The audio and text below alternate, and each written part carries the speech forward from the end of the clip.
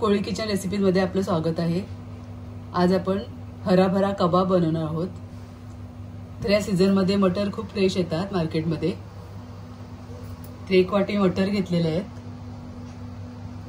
2 बटाटे घेतले उकडून असे, ब्रेड क्रम्स घेतलेले आहेत, 2 स्लाइस घेतलेले आहेत ब्रेडचे आणि मिक्सरला ते वाटून घेतलेले आहेत। या अर्धी जुडी मी पालक घेतलेला आहे फ्रेश, 1 शिमला मिरची घेतलेली आहे, धने जिरे पावडर घेतलेले आहे मी 1 चम्मच, आलं लसूण आणि मिरचीचा ठेचा करून घेतलेला आहे मी 2 चम्मच, गरम मसाला घेतलेला आहे अर्धा चम्मच, मीठ घेतलेलं आहे आणि डेकोरेशनसाठी काजू घेतलेले आहेत। ते पाणी गरम करायला ठेवलेलं आहे। ते पाणी उकळून घेतलेलं आहे। मटर आणि पालक ब्लांच करून घ्यायचे आहेत। मटर घालते पहिले, पालक असे गरम पाण्यामध्ये छान बुडवून घ्यायचे। 5 मिनिटांसाठी आपण हे उकळून घ्यायचे। आता 5 मिनिटं झालेले आहेत, मी गॅस बंद केलेले आहे। आता हे थंड होऊन द्यायचंय। आता मी एका प्लेटमध्ये काढून घेते आणि पूर्ण थंड करून घेते। अशा प्रकारे काढून घ्यायचं। आता हे सगळं मी थंड करून घेते। आता हे साहित्य थंड झाले आहेत, मटर आणि पालक। आता याची आपण भरड करून घेऊया। एकदम बारीक नाही वाटायचं, असं जाडसर वाटून घ्यायचंय। पाणी वगैरे घ्यायचं नाही, असंच वाटून घ्यायचंय। आता एक मिक्सर बाउल घेतलेला आहे मी, तो बटाटा किसून घेते याच्यामध्ये, असं बारीक किसून घ्यायचा।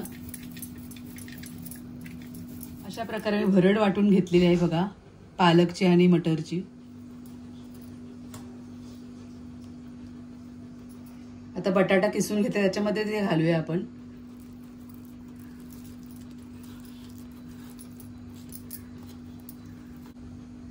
आता शिमला मिरची घालते याच्यामध्ये।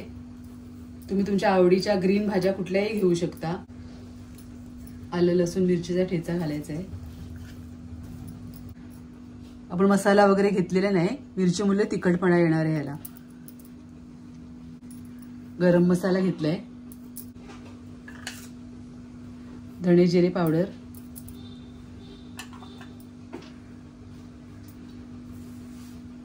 चवीनुसार मीठ घालूया,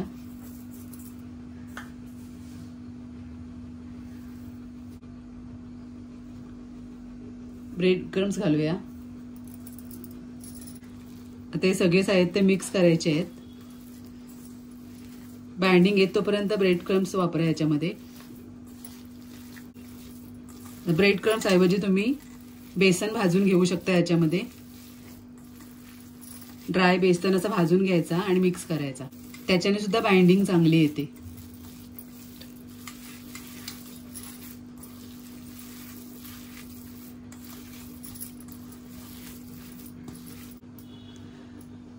आता यातलं आपण थोडं मिश्रण घेऊन असे कबाब बनवूया छोटे छोटे हातावर। इतपत असं बाइंडिंग आला पाहिजे।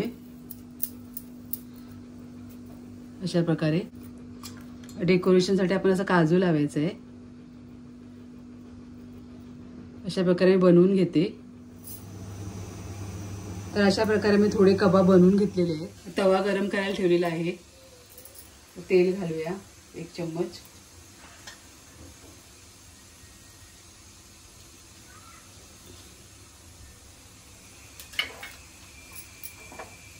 तेल गरम करून घ्यायचं थोडं आणि कबाब असे तव्यावरती टाकायचे आहे तळायला।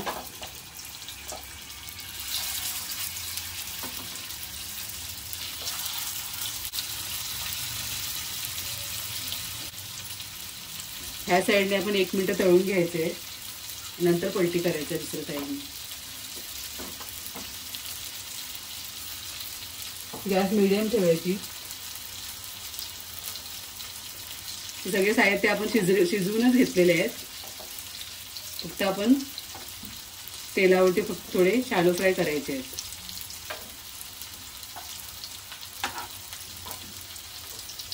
आपण पलटून घेऊया।